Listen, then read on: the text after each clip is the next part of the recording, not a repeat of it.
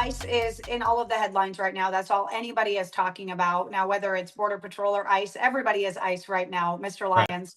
So when it comes to the enforcement operations right now, you've always been going after special interest migrants, from what I understand. You've always been going after terrorists. That's always been a priority. But that has shifted. We're seeing Iranian nationals really targeted here. Is that accurate? Is that what we're seeing ICE doing? Is that the priority for these national security concerns, or what are we seeing right now?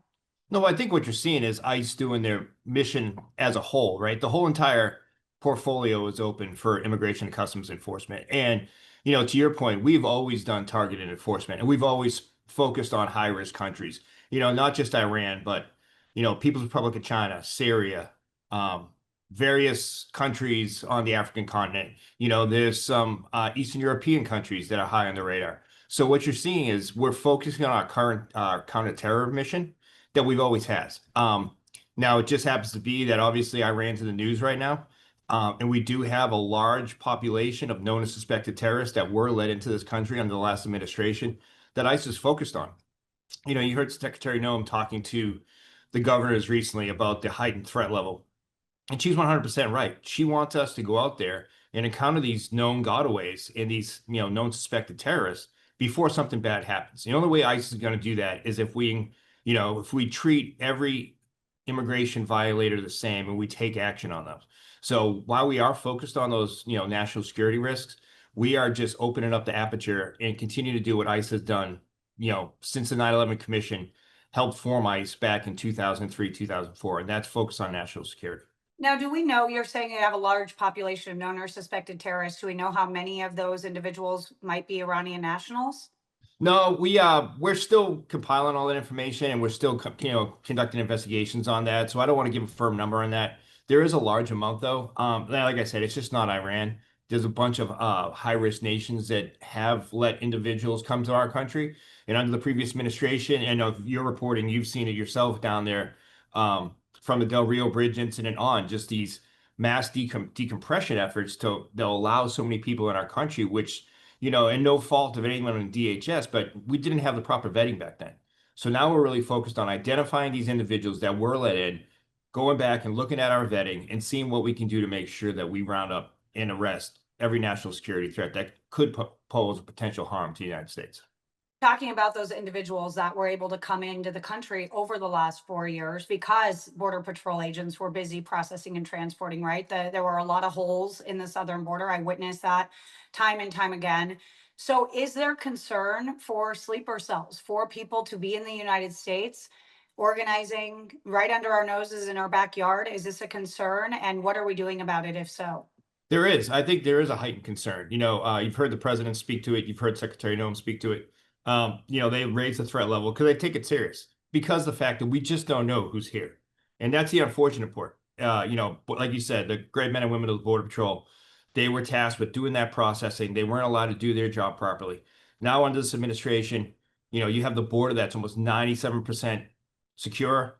They're holding down that line that now ICE and the other Department of Justice entities can now focus on the interior. We can go out there, we try to locate all these known or suspected terrorists, all these, known gotaways, right? That we can actually focus our efforts on the interior using immigration enforcement as a tool with our partners in the Department of Justice to identify these public safety threats and really kind of drill down on any threat to the homeland now that the border's secure. So obviously, you guys are on it, mission focused, but should Americans be worried? Obviously, this isn't something you can fix overnight. These people are hiding. If that is true, if we have sleeper cells, materializing here that are materialized, what should Americans think? Should they be worried about all of this? I think Americans should be confident that, under this administration, under the leadership of Secretary Noem, you have federal law enforcement agencies that are out there every day protecting the homeland. I think the American public needs to be aware. They just need to be cautious, but they need to go living their lives because they wake up in the greatest country every day. And what I'll say is because we're allowed to do our law enforcement mission again as immigration customs enforcement, as we're truly meant to be, I think we're encountering more and more of these public safety threats and these national security threats. So the American public should feel at ease. The fact that we're out there every day doing what the president promised. What he promised the American people was to make America safe again, and that's what we're doing. But I still think, like anything, if the American population sees something, say something, right? You should, go about your life. We live in one of the safest countries in the world. We should be happy we're in the United States, but just have a sense of conscience that there are these potential security threats out there. We need to be aware of that. Now, obviously, you're talking about you guys are able to go out and do your jobs. You're out there every single day. We have seen you out there every single day. A lot of these days kind of produce violence or rioting or issues where there's attacks, assaults on agents and officers. 500% increase that we're seeing since really the protests began. What is the morale like for the agents right now? Obviously, there's a lot of misinformation, things being spread out there. There was a guy being beaten to the ground, but then the video of him, wielding a weed whacker towards these agents and officers was not shown. How are they? I guess two questions here. How are we countering the messaging, and what's the morale like for these guys and girls that are on the ground right now fighting this fight on the front lines? Well, I'd say, to answer both parts of your question, that's my job, is to make sure that I'm getting out there every day and highlighting the great work they do. Through your reporting, through other media outlets, to actually tell the truth of what ICE is actually doing. And I think that's important. If we get out there and we show the American public exactly who we're going after, exactly the criminal threats that are in their neighborhoods and their communities, and that ICE is a viable law enforcement tool, that we're out there every day going after these public safety threats. I think that's key. I think that's key to letting the American public know. And if some media outlets don't pick it up, so be it. But we have to go ahead and counter that false narrative with the good of what we're doing. To the morale, I'd say it's never been higher. Sure, we have a lot more work than we ever had, but the men and women of ICE are sworn law enforcement officers that signed up to do a job. And, under this administration, they're allowed to do their job again. And, they've never had the backing of a president and a secretary like they do now. Someone that's out there that knows exactly what they're doing. They'll give them any resource that has their back. And, morale is high with that, knowing that they can go out there and they can do their job with the full support of the American people and the full support of the administration. What about the whole legislation in California where they're trying to make it so they can't wear a mask? I mean, you've talked about this, Director, because a lot of people say they're doing it like in a nefarious intent. I've been out there when they're being doxxed. I've been called names. I've been spit at. And unfortunately, as media, we don't cover our face or our identity, right? We're out Right. there observing. What do you say to that legislation, to the people who are saying that they're acting like vigilantes with their faces covered? And I've always been transparent in the fact that I would love to sit down with elected officials and come up with a way to protect ICE agents. I've said it many times. Like, if you look at post January 20th up until February-ish, and even before January 20th, ICE officers and agents never had their faces covered. It wasn't until all these doxing incidents. And then you also hear, the naysayers say, there's no evidence. Show us the proof they're being doxed. Well, I'm not going to show you a website and drive more attention to it. We've highlighted it. We've shown what happens when these officers and agents, families, information get out there. It's hot. You're out reporting in California. They don't want to wear those masks, but it's for their own safety. If I could figure out a way that we could do it and they can do their job safely, I would love to sit down with lawmakers and come up with some solution to that. But until I can ensure the men and women of ICE and their families are going to be protected, I'm going to let them do whatever they need to do to protect themselves. Yeah, that's fair. The doxing thing is hard. I mean, David Kim was literally, it was posted and somebody was tagging me in it, and it's 5 different phone numbers. Luckily, none of them were his, but he's one of the lead agents on the ground in LA, and he doesn't cover his face, right? And he has his name blasted. And those are the risks that they're taking, I suppose, in Right. doing the job that they signed up for. With that being said, more and more people are going to be out on the streets. 4th of July is coming up, obviously a big one for DHS to have an eye on. Obviously, ICE is out running around doing these operations. But with the sleeper cells, going back to that, and with the Iranian nationals, and with the heightened concern, and the people that came into the country over the last 4 years, is there heightened concern surrounding the holiday? All these people out celebrating the nation's independence, a nation a lot of these individuals likely don't love, right? And so you've got this celebration wrapped up into these massive gatherings. Are there concerns about that? That these might be flashpoints, that this might be a powder keg on the 4th of July? It is, and I can tell you from experience, DHS takes months ahead of time for big celebrations like this.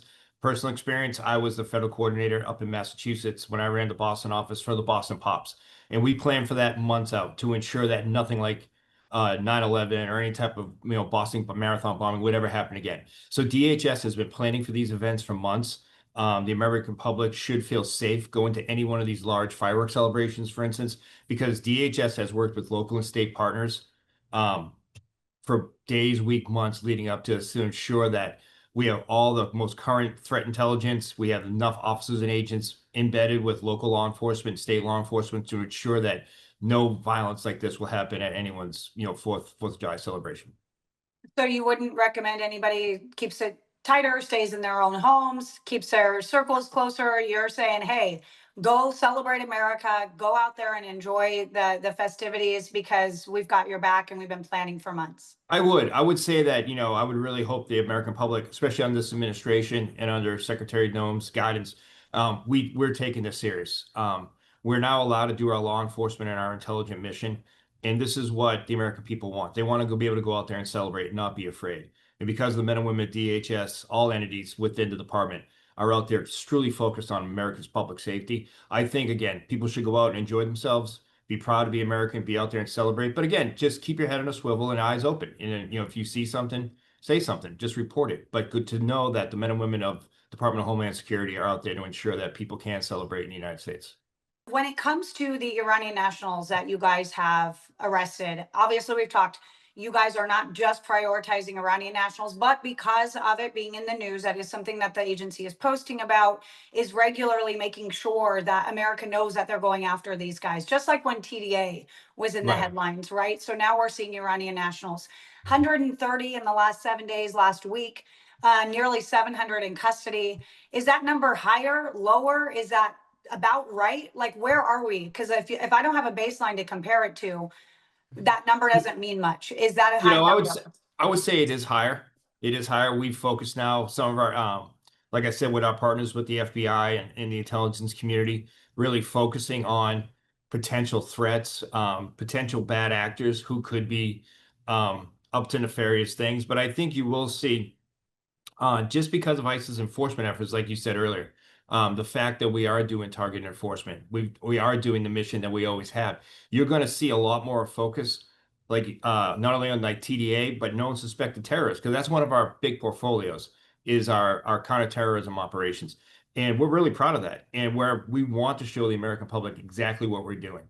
While you may see an uptick in Iranian arrests, you're going to see an uptick in Syrian arrests, Somalis, anyone that does pose that national security threat, you're going to see ICE out there. And we will publicize it because we want the American public to know that they voted for this under this administration and that this is what the men and women of ICE are doing to ensure that they're safe. But again, like I said earlier, now that we've opened up the whole entire portfolio of immigration enforcement, if we go out there, especially in sanctuary jurisdictions where people and local agencies won't turn an individual over to us in a secure setting, ICE is going to go out on these targeted enforcement operations and make those arrests. Now, if we encounter someone that's here illegally, we're not going to turn a blind eye to like in the past. So you're going to see that 30% that may be what we call other immigration violators or just solely be in the country illegally. But that's the mission of ICE. ICE is a specific law enforcement agency that has a specific mission, much like DEA with drugs, ATF with firearms. ICE has illegal immigration. And if we go out there when we're going after the worst of the worst and we encounter you, if you're hanging out with a bad guy that's here illegally and you're here illegally yourself, we're not going to turn a blind eye to that.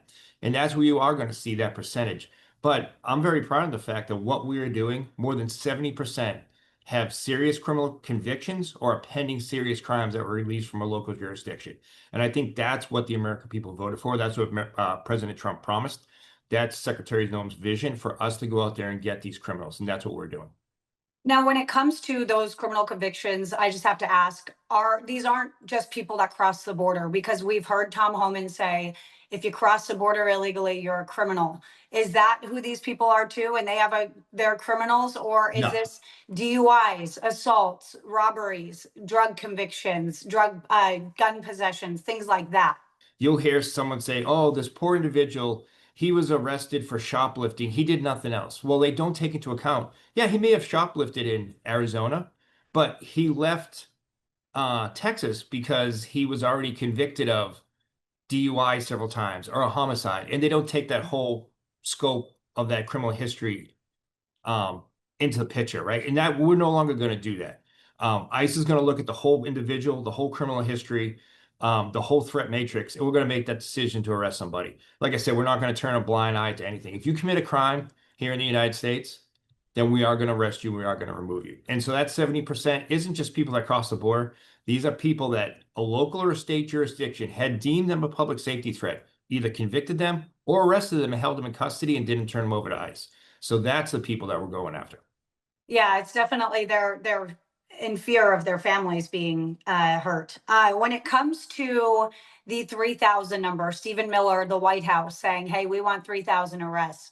Do you think that that's putting pressure on the agents and officers? And do you think that that pressure, if so, is kind of making the mission look sloppy a little You bit? know, I would say that if you look at any organization, right, whether it's law enforcement or business, you have to have goals, right? I hate the word quota. We have heard that number, it's been reported. What I'll say is that it just emphasizes that their the administration wants to see ICE doing their full mission to the max. Um, I can tell you that the men and women of ICE are mission focused, they're mission driven, much like the Border Patrol, much like CBP. The fact that they want to get as many of these public safety threats out as they can. That number is out there, but I will tell you that the men and women of ICE, to your point earlier, this is what we've always done. We've always been out there. We've always have been mission focused, goal orientated to the fact that, strictly targeted enforcement. And I think you'll see that uptick. And now that we have that whole of government approach, we have the DEA, ATF, FBI helping us, you're going to see that number go up just because the amount of effort that's now focused on it. So I really wouldn't put too much on that number. It's just, I would say that you're just going to see the arrests increase because of this administration's commitment to putting as many resources as they can to remove these public safety threats. How long do we think this is going to take, Director? I mean, there are talks about Biden allowing in 11 million people illegally into the country. Is this something that can be accomplished under this Trump administration? I mean, we're looking at, over 100,000 removed at this point, 190 days in. How long is this going to take? And is it feasible to say that you're going to accomplish this under Trump? I think there's definitely a lot that we have to undo, right? There's a lot of damage that was done in the last 4 years. What I can say is, though, now that we're allowed to do our job and we have so many more resources, especially the fact that the administration is willing to invest now in the infrastructure of ICE, I think you're going to see it as an increased, steady climb, if you will, with the increase in numbers. It definitely won't happen overnight, but we know that through the president's backing and through the secretary's leadership, we're going to be able to put max effort towards it, and you're going to see us achieve what the president wants and reach that goal.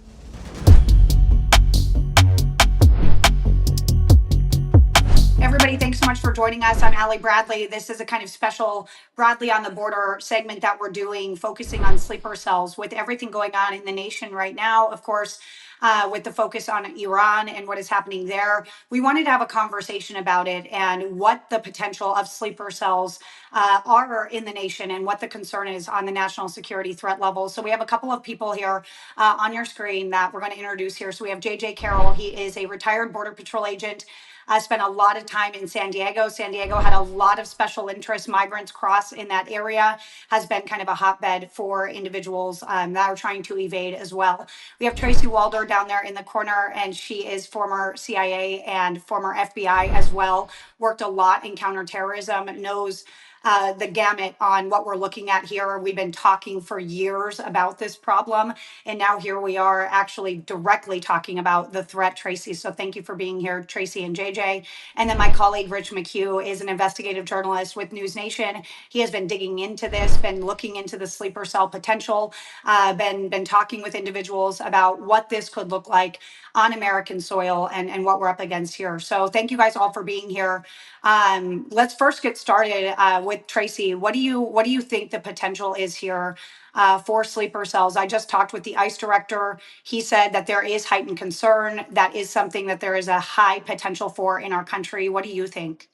Well, I've said on NewsNation multiple times, really through this starting, that they're already here. It's going to happen. I don't mean to obviously fearmonger, but I think to think that they're not here is irresponsible. I think they're already here. I think some of them are homegrown, but I also think others came up through the border as well. So I think you've got a combination of individuals here. But in my opinion, I think it's really just a matter of time. The Iranians seem to be responding similarly to how they responded when we took out Qasem Soleimani. They bombed one of our Air Force bases, and then they attempted to assassinate President Trump and Ambassador Bolton with individuals that were already here. And so I see something like that happening. Now, do I think it's going to happen in the next hour? No, but I do think it's just a matter of time. Now, Rich, can you kind of walk us through, if you know the ins and outs of this? Because I have my ideas of what I think this is, but can you explain, if people don't know, what a sleeper cell is and how they kind of pose that threat? Sure. So sleeper cell is, I guess, just by definition, an individual or individuals, a spy, or in this case, maybe an Iranian national is here potentially illegally, that are just sitting here, sleeping, inactive, waiting to be activated by essentially somebody close to, if we're talking about Iran or the Iranian regime. And so last week when we reported on this, when I reported on this before we bombed, we had reporting that suggests a source close to the White House that I can't name, but a very good source said, look, the White House is actively monitoring these sleeper cells in the United States. And so we put that story out, and I got a lot of trolls. I'll be honest. People were like, "Oh, this sounds like 2001 or 2002." But here we are, and you're hearing from folks like Tracy and talking to authorities all around the country. Like, it shows that it's a very real threat. They are here. Yeah, and I just got some new data, some new numbers that were kind of breaking here from ICE, from some of my DHS sources that show who's on the non-detained docket. That means these individuals are not in custody. There are currently 5,840 Iranian nationals on ICE's non-detained docket. 1,300 of them, just about, have criminal convictions. Nearly 2,700 have final orders of removal, and about 2,400 of them said that they were going to be residing in Los Angeles. The vast majority are living in the Los Angeles area based on the information I've seen. Again, these are individuals we know are here that are not detained. So, JJ, when I say those numbers, when I say 5,840 are essentially walking around, obviously, these aren't all terrorists. These aren't all individuals of nefarious intent. But when I tell you numbers like that, what do you think? Being having a seat at the front lines for years there, knowing what you know, when you hear that. I don't believe anything that CBP comes out with. The numbers, they're staggering on their own. And I like to do like you do and say, this is what they're stating, because what they're stating is so outrageous when you really sit down and think about it. And you and I talked a little bit offline. There has been CBP under Joe Biden arrested and released over 200,000 special interest aliens. 200,000. I also know, because the vetting process is non-existent on the border. No matter what Mayorkas told you, it's non-existent. So I could easily, with complete confidence, go up to 1 million special interest aliens or beyond that number, cross the border, undetected or arrested, and was released. What Joe Biden did, his administration did, was treason. Absolute treason. There's no way. Do you know how many people I released as special interest aliens out of 24-year career in the United States Border Patrol? 5. We had 5. In 24 years, we did not release them. You cannot release a special interest alien. And our government arrested 200,000 plus in 4 years and released them all into America. That's staggering. It should scare America.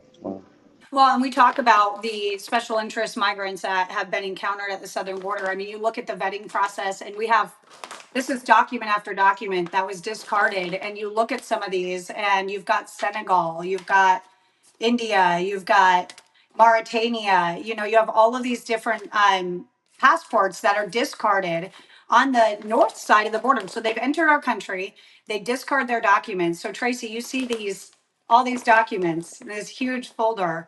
when we talk about the vetting process basically being non-existent, what does that make you think? What do you feel like when you see, hey, this individual is from Mauritania and has ripped out all the documentation inside of his passport and left it in the US? So I'm going to be really honest, maybe a little bit controversial, but it's almost like 9/11 all over again. I was at CIA working in the Counterterrorism Center before, during, and after September 11th. And the reality is especially when I look at like those hijackers, right, as like a case study, if you will, and those individuals, the reality is agencies weren't talking to each other. And in my opinion, they still aren't talking to each other. And they're still obviously not vetting people properly and still not sharing intelligence. And the sole reason that the 9/11 hijackers were successful, and that was in the 9/11 report, I'm not making anything up, is because there was no interagency communication between these individuals. Two of them had overstayed visas. Three of them did not have correct visas. And so one of them was actually already on a watch list from Indonesia, but none of that information was shared. And if we are serious about stopping another terrorist attack, large scale one, we really need to, I guess, get it together in terms of this. And it's very upsetting to me, to be honest with you, as someone who was sitting there on 9/11, to see those documents and to see that really nothing has changed. Mm. Rich, what's your take on that? Oh, what Tracy just said. It's terrifying. I mean, I agree with it. In talking to sources around New York Police Department, they're on heightened alert. They're terrified. They're like, look, we're doing what we can, but what concerns us most is like these lone wolf actors. You know, that's the number one concern. They can protect soft targets and flood people and resources, but it's what you don't know is like the biggest concern for them. So I keep asking them, what are you seeing? What are you hearing? And the keeps coming back. Like the thing we are most concerned about is some lone wolf actor, you know, either acting from propaganda from the Iranian regime or just on their own. And it's really hard to defend. But if what Tracy's saying is accurate, and I believe it is, that's scary for it should be scary for all Americans right now. Yeah, and I was just talking with the director of ICE, with Todd Lyons, and he said, Americans should be confident that, they are keeping Americans safe on the DHS side of things. But he said, at the end of the day, there is a heightened concern and you should be hypervigilant. And if you see something, say something. So obviously there is that concern there. So Tracy, you're nodding your head when he was talking about lone wolves. Talk a little bit more about that and why you seem to agree that that is the concern here. I completely agree with Rich, and I have said on NewsNation and social media that I wholeheartedly support what NYPD is saying. That is actually the most concerning, and it's scary, to be completely honest with you. Again, if we look at September 11th, that was a multi-person operation, right? That took money, that took time, that took planning, that took visas, that took all of that. When you have a lone wolf situation, especially if you look at someone who maybe is homegrown, quite frankly, and just simply sympathizes with the Iranian regime, I'm just putting that out there. That is what is the most scary. And I totally agree with NYPD because it's not just a needle in a haystack, it's a needle in a hayfield, to be honest with you. And that makes it really difficult because you have to find sources inside these chats that are radicalizing them and helping them plan these attacks. And that is really, really difficult. So what do we do? That's not very reassuring, Tracy.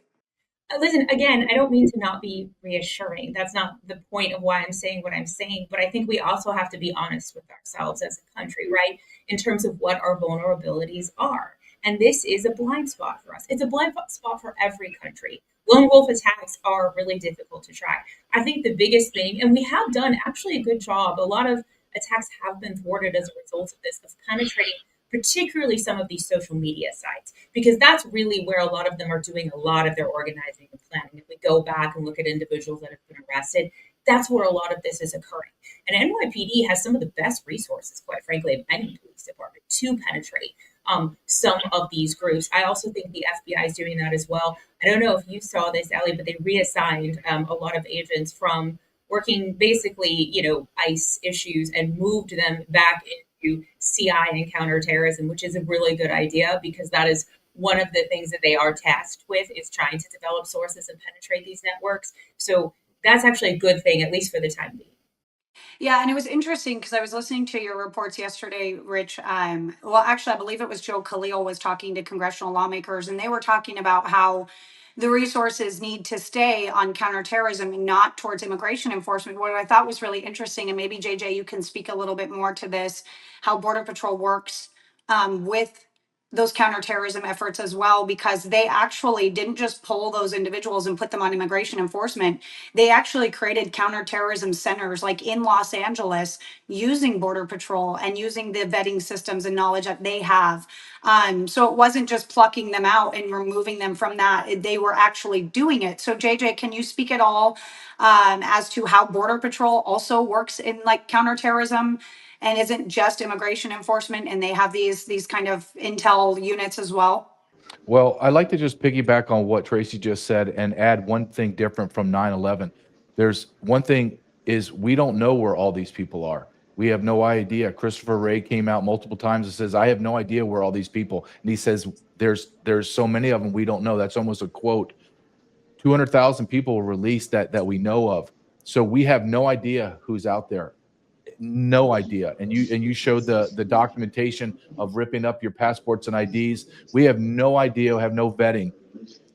When you ask about what the Border Patrol does, we have a task force called the Joint Terrorism Task Force, JTTF. FBI runs it, but all of the alphabet agencies are in it, so we can utilize each other's abilities, if you will, and record checks abilities. During the Biden administration, JTTF could not keep up with the special interest aliens that they're supposed to interview. So to Tracy's point, we're talking about something that's already happened.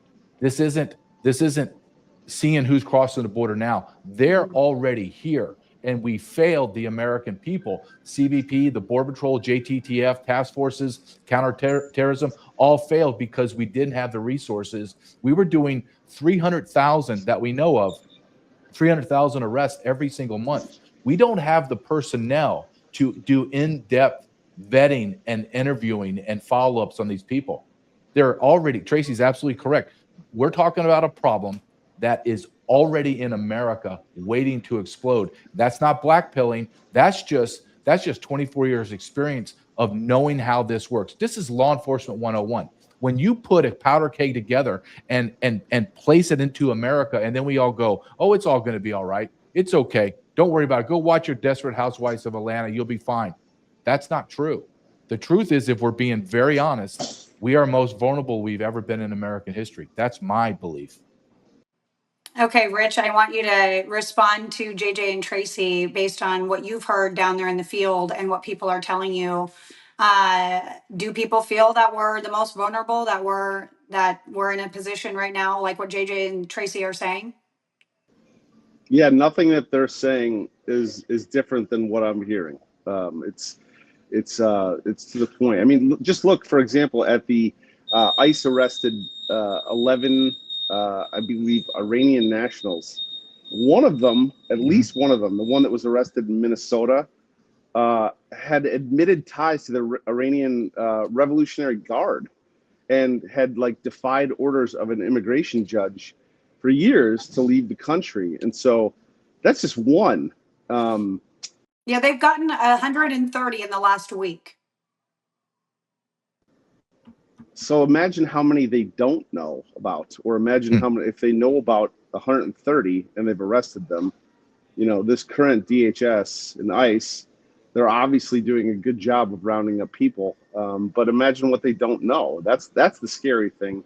And I think it connects to like what all the metropolitan, police departments like New York City, which is like a global police force.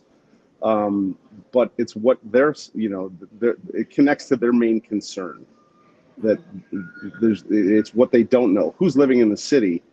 How many of these people in potential sleeper cells are in New York City and plotting something or just waiting for word. Now, I did speak to one interesting take was Jonathan Schanzer.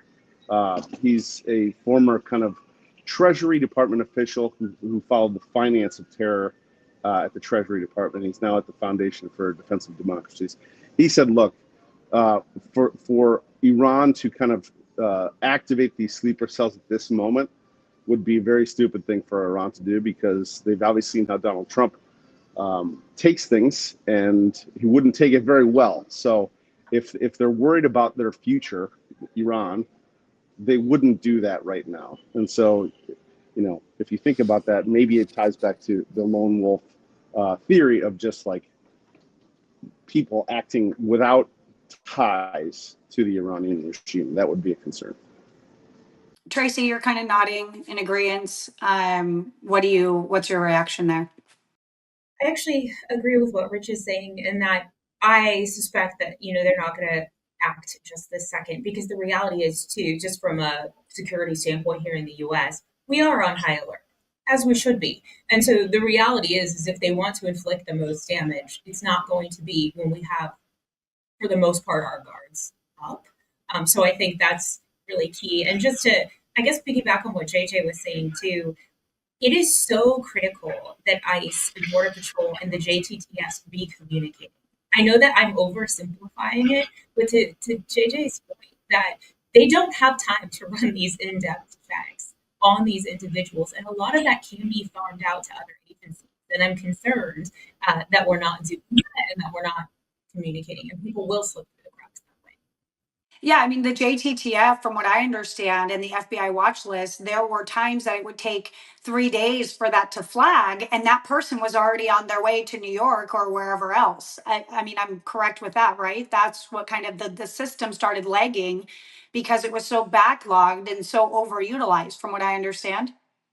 Yeah, well, that's true. Think about, I want your audience to know that when the Border Patrol was functioning under Joe Biden, our holding facilities would hold about 200 people because they were temporary.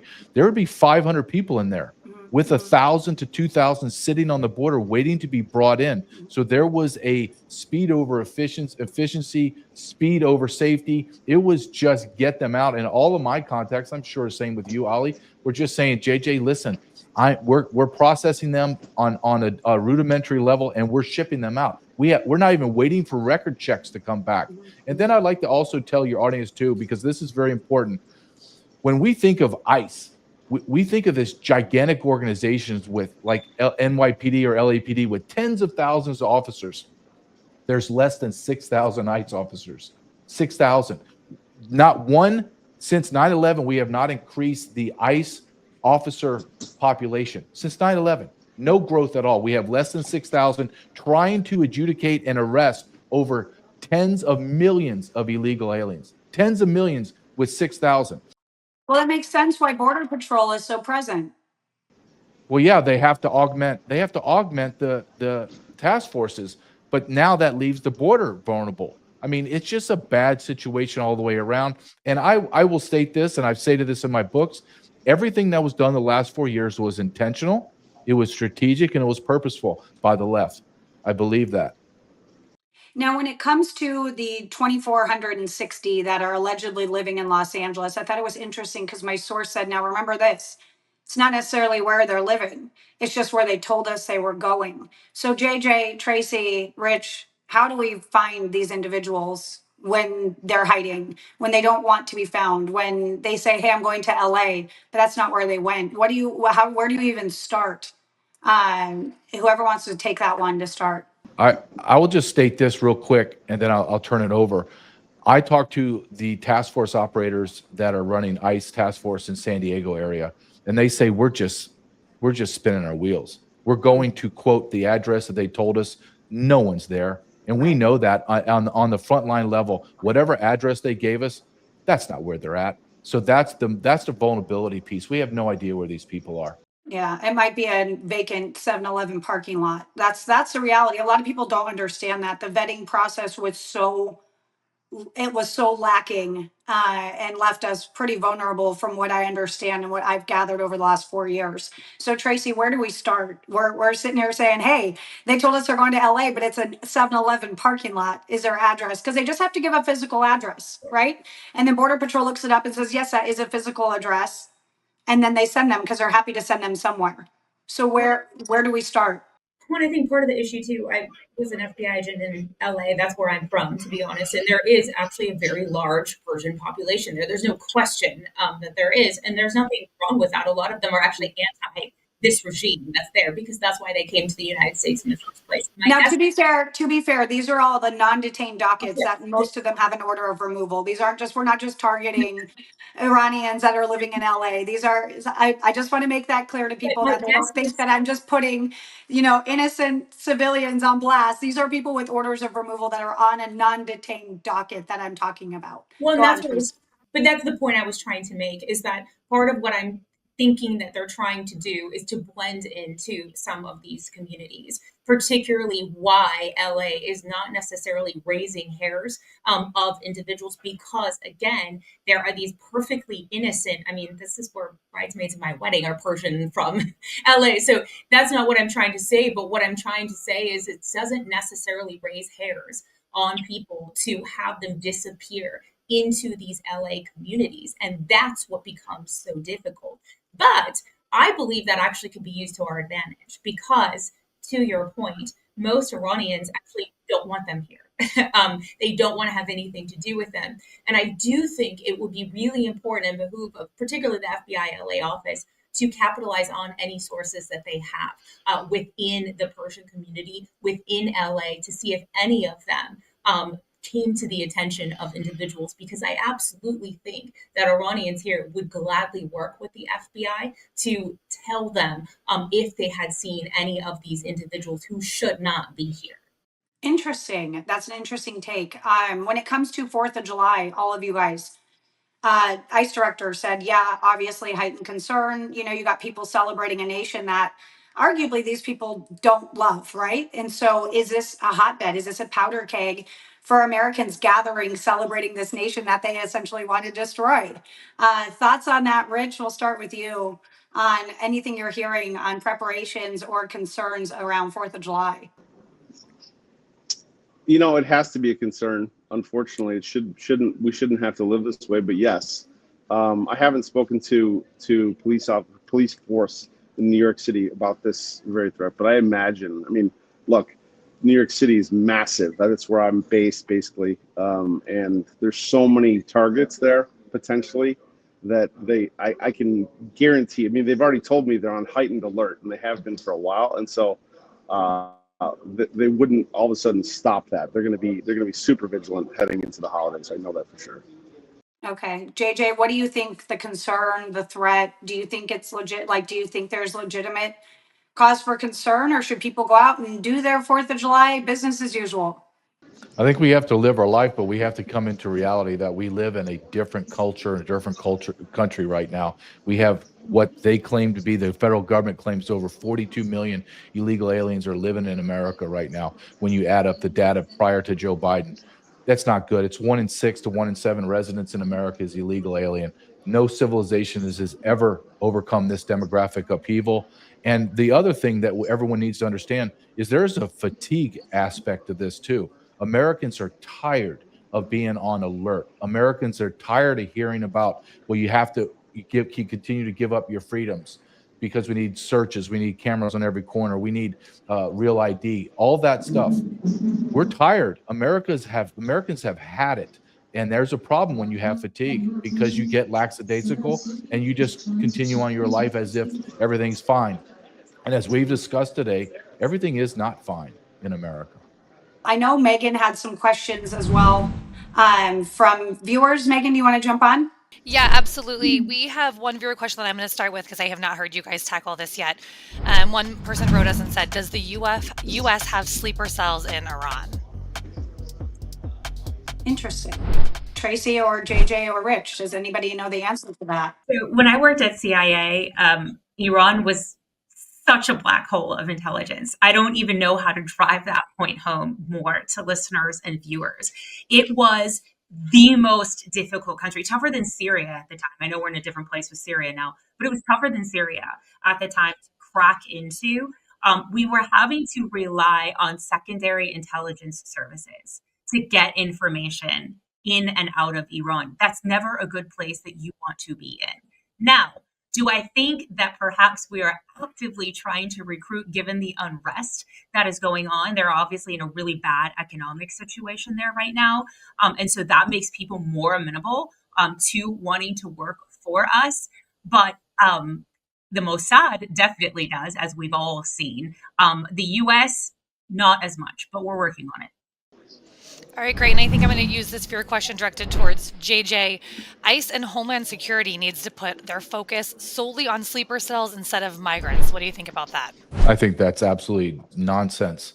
Why? Because you have TDA, you have Venezuelan other gangs, you have MS-13, you have millions of criminal aliens just off the non-detained docket that was leaked about 6-7 months, well, excuse me, now a year ago, where we released 15,000 murderers into America. We released 11,000 rapists into America. We have to have an all hands on deck. I believe in Tom Homan, I believe in Kristi Noem, and I am a big Trump supporter. However, their level of arrest and deportation is not anywhere near the level. It needs to be 10 to 15,000 a day. So therefore, we're going to need the military to be involved. This is a national security issue, or it's not. There's nothing in between. So you're saying we need to go from 3,000 to 10 to 15,000 a day? Stephen Miller, who's that? We need 15K? I mean, just do the number. If we stay at 1,000 to 1,500 a day, it will take us over 100 years to deport the 40 to 50 million illegal aliens in our country. It's absurd. We are in a desperate state. And if we continue to half-ass everything, which is, and I'm telling you from a guy on the front lines, when you talk about law enforcement, everything is half-assed and chasing. Nothing is proactive. Nothing's like, this is what we got to do. Let's do it. No, it's like, let's soft pedal because we don't want to upset anybody. No, it's either a national security emergency or it's not. You can't play both sides. So we need to talk to our politicians when Donald Trump says this is a national security issue. Okay, sir, then why are you not acting as if it's a national security issue? Why is your Congress not funding the deportations? Why? I want to ask that question why, and they have no answer. Well, it's hard too because you have to have data to have the resources and the support. And so it's hard to be proactive in the US because of bureaucratic red tape, as you know. So it's always like we have to get something approved, but you have to have the statistics to prove that it's needed, right? So I think that's part of the problem. And Allie, I think that kind of tackles the last fear question that I wanted to bring up is best question. If we know they're here, then why are they still here? Anybody want to take that one? We don't have the personnel to get them. Right, and we don't have the bed space. Congress needs to pass legislation to provide funding. There needs to be more resources. They don't have anywhere to put them. The reality is you don't arrest someone and stick them right on a plane with a jump seat. They actually have a process as well, and they have to be housed somewhere. We don't have the housing for that. These soft-sided facilities that were popped up down here at the border, those have all been removed. And listen, those didn't have detention capabilities. Those were for processing. Those were not for holding prisoners and criminals. And so that's the difference. And we don't have the facilities to actually hold the individuals that they even arrest. Now, you do have a lot of sheriffs and local law enforcement joining into 287G, offering up bed space, jail cells, things like that. But again, if JJ is talking about we need 15,000 arrests a day, they're not even scratching the surface on 3,000 and they don't have bed space for that. Therein lies the problem. And so there's going to be those issues that continue to crop up until Congress makes a move. Of course, the BBB, I believe, has some money in it for these efforts and this move as well. All right, thank you. All right. Thank you guys so much for joining. I appreciate you. We'll have to do a re-up in like a couple weeks, see if we've learned anything new and see, hopefully we're not talking about anything bad. Hopefully we're saying we were all wrong. Wouldn't that be great? That would be great. Thank you guys. God bless you all. Thank you. Safe travels, Rich. Take care, everybody. Thank you. Bye-bye. Thank you. Thank you. Thank you. Thank you for watching. Subscribe below and download our NewsNation app right now on your phone, and you will get fact-based, unbiased news for all Americans.